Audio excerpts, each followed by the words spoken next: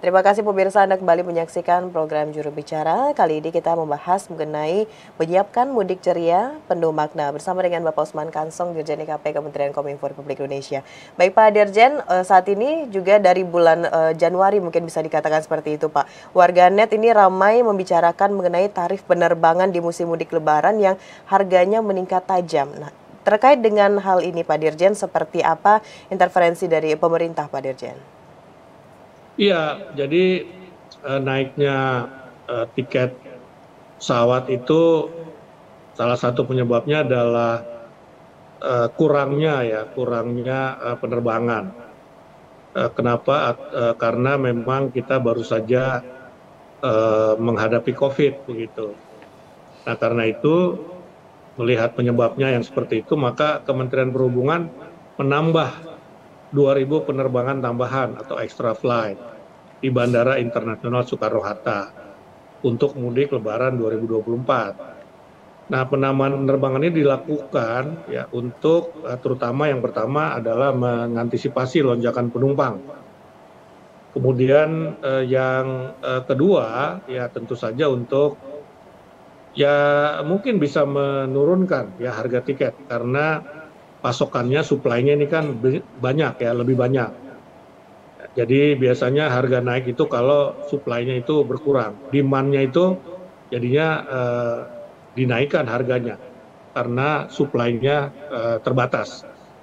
Nah, sebagian besar loket check-in saat ini akan difungsikan hanya sebagai tempat untuk meletakkan bagasi. Jadi check-in-nya ya online mestinya ya, check-in online, kalau ada bagasi saja baru kita harus datang ke counter begitu. Kemenhub menyarankan Angkasa Pura selaku pengelola utama bandara agar melakukan penambahan jadwal penerbangan. Ya, jadi kembali lagi solusinya untuk menurunkan harga tiket pesawat adalah dengan menambah jadwal penerbangan. Nah, Menteri Perhubungan Budi Karya akan memberikan sanksi kepada maskapai yang menaikkan harga tiket pesawat saat mudik Lebaran, karena memang pemerintah sudah menerapkan ya tarif batas atas. Ya, jadi kalau melewati tarif batas atas, ya tentu harus diberikan sanksi karena kalau demikian memberatkan warga tentunya.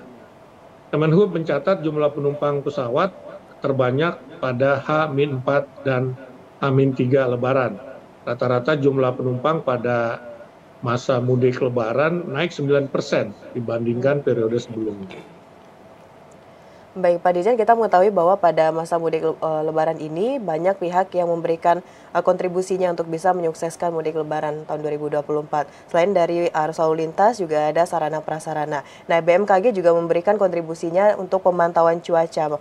Pak Dirjen, beberapa waktu lalu BMKG menyebutkan bakal ada cuaca ekstrim pada awal dan setelah mudik Lebaran. Untuk masyarakat yang ingin melakukan mudik, Pak Dirjen, hal apa yang harus mereka lakukan, Pak?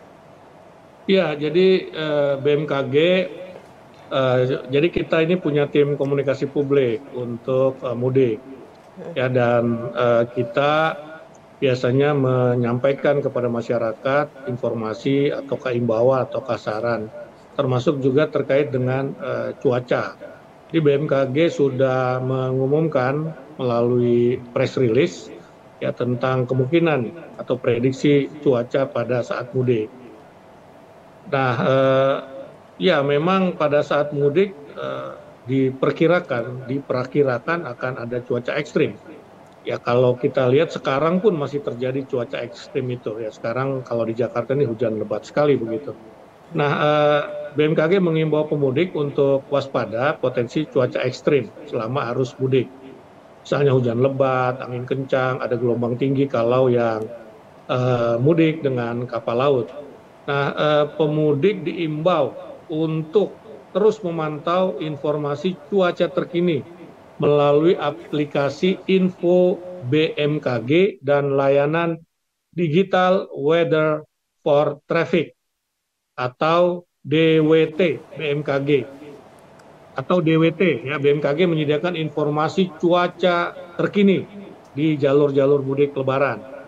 Nah, fitur-fitur yang ada di Digital Weather for Traffic ini meliputi peringatan dini, perakiraan cuaca, observasi, dan informasi lainnya. Nah, untuk mengecek perakiraan cuaca jalur mudik pada Lebaran 2024, pemudik dapat mengakses situs resmi BMKG dan memilih layanan Digital Weather for Traffic. Baik, Pak Dirjen dari BMKG selama mudik Lebaran juga telah menyiapkan informasi cuaca jalur mudik Lebaran 2024 dengan menghadirkan fitur-fitur yang telah Pak Dirjen sampaikan tadi. Cuaca pun bisa dipantau nanti di Mudikpedia yang disiapkan oleh Kominfo. Jadi ada link di Mudikpedia itu ke situs BMKG. Baik.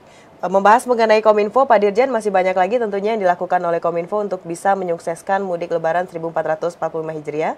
Namun kita tahan dulu, kita akan jeda sejenak. Pak Dirjen, pemirsa jangan kemana-mana, tetap di program Juru Bicara.